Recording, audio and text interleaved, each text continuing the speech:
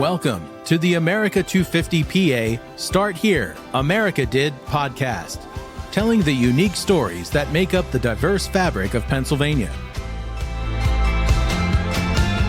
Hi, everyone, and welcome back to another episode. I'm your host, Sydney Harris. May is an extraordinarily meaningful month. Of course, it brings warm weather, the start of summer, long days, and birds chirping in the air. May brings barbecues, boat days, and for many, the end of the school year. While all of those things bring joy and wonder, we know that May is also special for another reason. May holds Memorial Day. Memorial Day is a time for reflection and remembrance, a moment to honor those who have fought for our livelihood, our freedom, and our ability to welcome in another month of May. That's why it's so important to take the time to honor those who have served our country, and especially those who gave the ultimate sacrifice.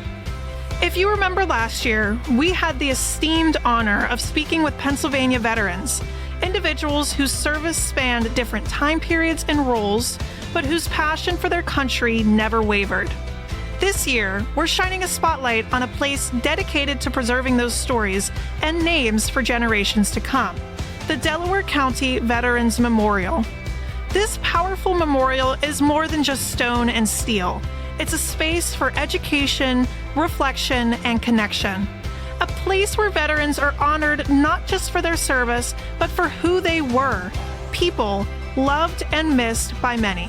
Joining us today is Joseph J. Daly, president of the Delaware County Veterans Memorial, to share the story behind the memorial, the lives it represents, and the community it continues to serve. Thank you for being here, Joe. Thank you for having me. I really appreciate the opportunity. So to start, can you tell us a little bit about yourself and your role with the Delaware County Veterans Memorial? Yeah, I'm a Vietnam veteran. I served two back-to-back tours in Vietnam in 1968 and 1969. When I left the Marine Corps, I entered law enforcement and spent the last 54 years as a police officer and recently retired and got involved with the memorial on May 11th, 2013, when we had the formal opening. I was on the advisory board. Then I moved to the board of directors, and now I'm the current president of the Delaware County Veterans Memorial. And for our listeners who may not be familiar, can you tell us more about the memorial, when it was established, and what inspired its creation? It was the brainchild of Linda Holden, one of the commissioners in Newtown Square, where the memorial is held. Her, Wes Neary, and a few other veterans approached her about building a memorial in Newtown Square. Anyhow, Linda went to speak to Claude DeBaton, who owned all the land. And this is really a true story of an American patriot, Claude DeBaton. I just can't express the magnitude of this man. Anyhow, they went to her, and developers usually give you a piece of land that they can't do anything with in the back of their, on a slope or something in the back of their property. When Claude heard the request, he then said, no, I want to do more than that. He didn't want one just for Newtown Square. He decided that he wanted to build a memorial for the entire Delaware County, representing all the veterans who ever served in Delaware County and served the country in any regard. Anyhow, he gave us the corner property. Anybody knows anything about builders, the corner properties are valued. He gave us the corner property on Westchester Pike, and that memorial is visible for everybody. Claude actually financed the entire memorial, and donations is how we maintain it. And what is the mission behind the memorial? How does it both serve veterans and the broader community? Our mission statement is very simple but very profound, lest we forget. And that's our entire thing, to make sure that nobody forgets that the freedoms they enjoy were earned by veterans, and this memorial is a tribute to them, just to remind Americans that freedom isn't free, it costs, and it costs dearly at times. That's the mission and what the memorial is all about. So we don't forget those who have served and those who continue to serve our great nation. And as you said, the design and location of the memorial is incredibly powerful. Like you said, it's on this corner spot where everybody driving past can see. Can you walk us through the symbolism of some of its key features? Absolutely. There's a lot of symbolism out there. As you enter the memorial from Baltimore Pike, the first thing you see is the columns and the flags. If you look at the columns, which had every conflict the United States has been involved in since the Revolutionary War, it comes around a half circle. And then the rest of the circle is complete by the flags of all the military branches. That's our flag of our unity as a country. There's a fountain in the middle. The fountain has a flowing water. That's the symbol of life, how precious life is. The eagle that sits on top of the centerpiece represents our strength as a nation, our bald eagle.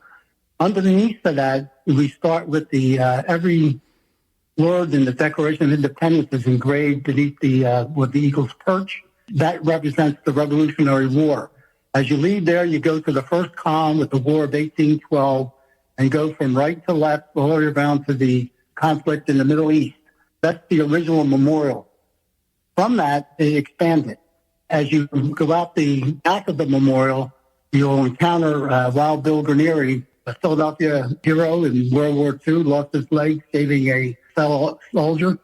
And he was actually participated in the documentary Band of Brothers. An 8-foot statue sits there. I call Bill our greeter. Just epitomizes what the American soldier is all about, bravery and character and all those attributes that go to an American soldier. Behind Bill, you will find a battlefield cross, which is an inverted rifle, which is stuck in the ground with a pair of combat boots in front of it and a helmet on top. That's called the battlefield cross. It really originally started in Vietnam, where when we would come back from an operation, all those killed during that operation, we would have a battalion formation, and we would have a sandbag out there, walk out with the M16 with a bayonet, invert the rifle, stick it in the sandbag, take the helmet, put it on top, and then salute as a tribute to our fallen brothers during that particular operation. As you pass that, you come into the wall of prayers. This is a place for people to come and reflect and remember those who have fallen. And it's built on the tilt. We get a lot. When it was being built, we actually got 911 calls that it was falling. And how that became tilted like that is Claude was in Europe, and he saw a tree that was severed. This tree was severed, but it wasn't dead. In his mind, the symbolism is that it's an American soldier who was wounded but not out of the action. And if you look at the exterior of the Hall of Prayers, it's actually made to look like tree bark. And then we couldn't put the roots in the ground. The roots were exposed to kind of show the life. And inside, in the circular part, every municipality in Delaware County has a paper listing their support of vets, with the county being in the center piece of that. As you pass through that, you come to the POW MIA Wall Memorial, and you'll find the empty chair there. The empty chair there represents the soldiers who never come home. Believe it or not, there's still 80,000 Americans unaccounted for since World War II. So that the MIA is there, the missing in action, about them. And the chair is sacred to us. We actually put a plaque on it to tell people not to sit on it, because it's a solemn chair dedicated to those who never came home. And then you have our POWs who are prisoner of war from all wars, but especially our Vietnam POWs who suffered so much. We owe them a debt of gratitude that we'll never be able to pay as a nation. What those men endured in captivity in Vietnam. So, there were 68 held in camps in Laos, prison war camps in Laos, and we don't know what the conditions were because not one of them survived. Every one of them died over there. A lot of symbolism out here. It's just, to me, it's a place of solitude where you can come and reflect and remember. When I was in Vietnam, my company lost 88 men killed in action. We had 47 during my time that were killed. And when I came home, I had survivor's guilt. It's just a lot of veterans come home, they have survivor's guilt. Why me? Why did I survive and others didn't? When I dedicated my life, everything I did in my life, I dedicated toward my brothers that didn't make it home.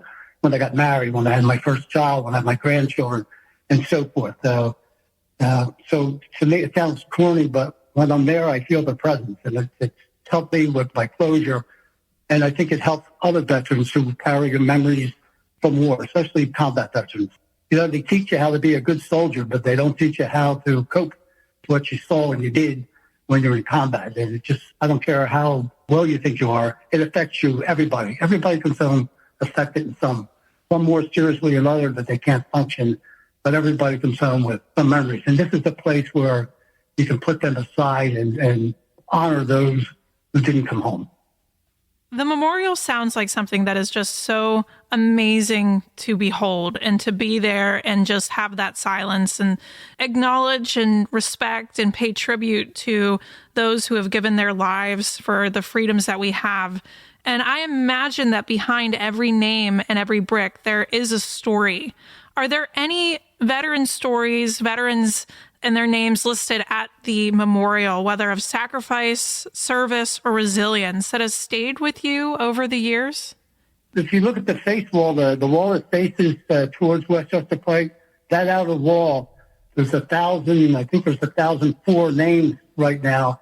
They're all Delaware County residents who were killed in action that we know of. We still have family members reach out and say, hey, my uncle, my grandfather, my dad was killed in action, and once we verified that they entered the service from Delaware County, their names go on that front wall as a place of honor. And every one of them has a story. It's just, if you just take that and say, this is just Delaware County, and multiply that by every county in the country, it's overwhelming how many soldiers we lost in service to the country, defending the freedoms that most of us take for granted these days. And how does the memorial help to keep these stories alive for future generations? There's a lot of things going on at the memorial. We do guided tours, we do it for everything. We do it for schools, businesses, civics groups, scouting. We invite them out. We do a tour. The tour is given by a veteran, mostly combat veterans, who talk about their time in the service and what the memorial means to them and so forth. And it's very moving. One of our best programs, we do a casket flag ceremony between April and November, second Sunday of every month except May, because second Sunday is Mother's Day, so we go to the third Sunday. Family members who have a member of their family who has served in the military is deceased, we have a casket flag ceremony. We raise the flag, the colors, we return the flag detached, refold it, present it to the family, present the flag to the family, and what the moving part to me is a family member gets to talk about their departed loved one. And it gives them, for a few minutes, they're back to life. And you get to see them not just as their name on the wall, but as a person, and hear their life story. To me, that's the best part of the thing, is bringing them back to life for those few minutes at the memorial. And the memorial also serves as an educational tool. Can you share more about how local schools, students, or civic groups engage with the memorial? We have guided tours out there.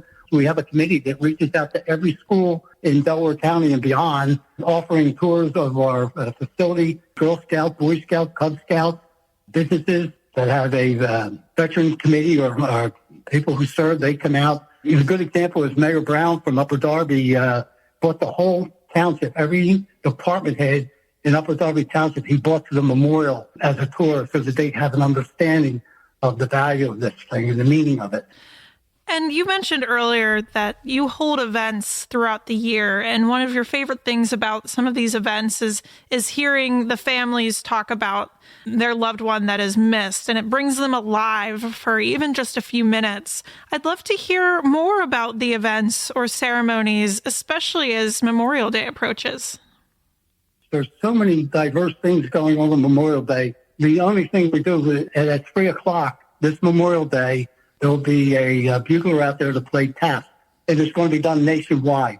Memorial Day has lost its meaning and value to most of the population. Most of them get considered a 3-day weekend, barbecues, getting the house down the shore ready, all the other things, but nothing to do with what the day was actually intended. A day set aside to remember those stood up for their country, went and served their country and defended their country and fought in battles and died in battles.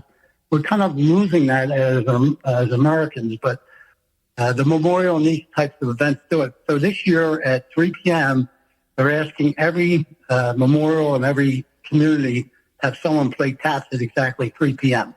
So hopefully that'll go off across the whole nation this year. So there's other events we have out there. As I mentioned, the casket flag. Then we had the Flag Day this year, which is we're celebrating on Friday, June 13th. We do a massive ceremony out there. We recognize our honorees for this year's Delaware County Freedom Medal Award. Comcast does a beautiful flag retirement ceremony out there on that date. It's the birthday of the Army. We celebrate that. One of the big things we have is our annual dinner, where we pick veterans, 5 veterans or 6 veterans from Delaware County who served in the military with distinction, then continued to serve the community afterwards. And we award them with the blessing of Delaware County Council. We award them with the Delaware County Freedom Medal Award, which is a big event. And we have over 600 people attend that dinner annually, but we bring them out. Actually, it's very difficult at times for me to get them to accept the medal. Now, I talk them into it. They say, well, don't accept it for yourself. Accept it for your brothers and sisters, who sacrificed in your company or your battalion, whatever, and do it for them. And that's how most of them will accept it on those terms. They're not self-aggrandizing people. They're very humble and don't want anything. They don't want to be thanked. They do it because they're patriots. What does Memorial Day mean to you personally? How do you see its meaning reflected in the work that you do at the Delaware County Memorial? To me, it's a day of remembrance for all who have served, especially those who made the ultimate sacrifice in battle of their lives, maintaining our American traditions and values. It's a day for me to remember my fallen brothers who still weigh heavily on my mind. When I think about Vietnam, I don't think about some of the things. What I think about is those that we lost. Although I do it pretty much every day, Memorial Day is that special day where I find a place like the memorial to go and just silently remember them, so that they're never forgotten. As long as we think of them, they're never truly forgotten. Adding on to that, how can people truly honor veterans, not just on Memorial Day, but as you said, every day? A lot of times I wear a cap or a shirt that reflects my time in the Marine Corps. People will come up and say, thank you. If people either see somebody wearing a military shirt or insignia, and I think just go up and just simply say, thank you for your service. It means a lot to them. They don't ask for it, but if you come up and say it, so they appreciate it. And that's just one thing every day you can do. You just can't forget that these men and women who serve, which is less than 0.5% these days, all voluntary military, who step to the plate to defend America's values every year. So it's a day to remember them. And finally, circling back to the Delaware County Veterans Memorial, how can people get involved, whether through visiting, volunteering, donating, or sharing stories? Actually, Sydney, all of the above. We are a totally nonprofit organization. Every one of us volunteer our time and freely just for making sure our mission statement is not, unless we forget, is forgotten. So we're out there, we're pushing it. So we ask people if we can always use money because the memorial is not cheap. We replace the flag. It's like $1,000 to replace the flag that fly out there representing each branch of the service. So it's, there's those kind of things. And coming out and just visit it and think about it and look at those names and look at the value of it. I will put this memorial on par with anything you'll see in Washington, D.C., with one exception. Every nickel came out of patriots donating money to maintain it and keep it. And if you haven't been by it at night, you ought to drive by it at night. It's totally lit up. It's beautiful. And to me, it's a living memorial dedicated to all those who made the ultimate sacrifice and those who continue to serve our country.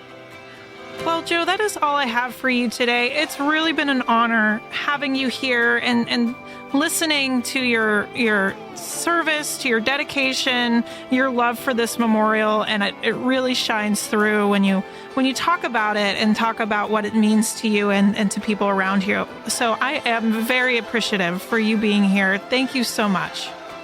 Thank you guys for having me, and let me share the value of the memorial. And I hope everybody who listens to your program will make a special trip out there just to see it, know what it means and what it's all about. Thank you again.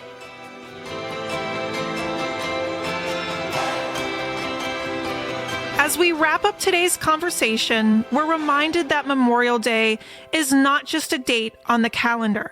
It's a promise to remember, to reflect, and to never take for granted the sacrifices that made our freedom. On Memorial Day and every day, it's important that we take a moment to honor those who gave their lives in service to our country. Behind every name etched in stone is a story, a family, and a legacy. And thanks to places like the Delaware County Veterans Memorial, those stories are preserved, honored, and never forgotten.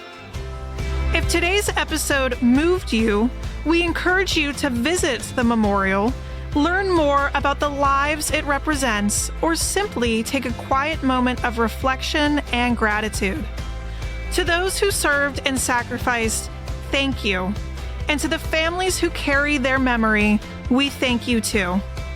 We appreciate you joining us for the special Memorial Day episode. May you always remember to stay PA proud. Hi, everyone. I'm Cassandra Coleman, Executive Director of America 250 PA.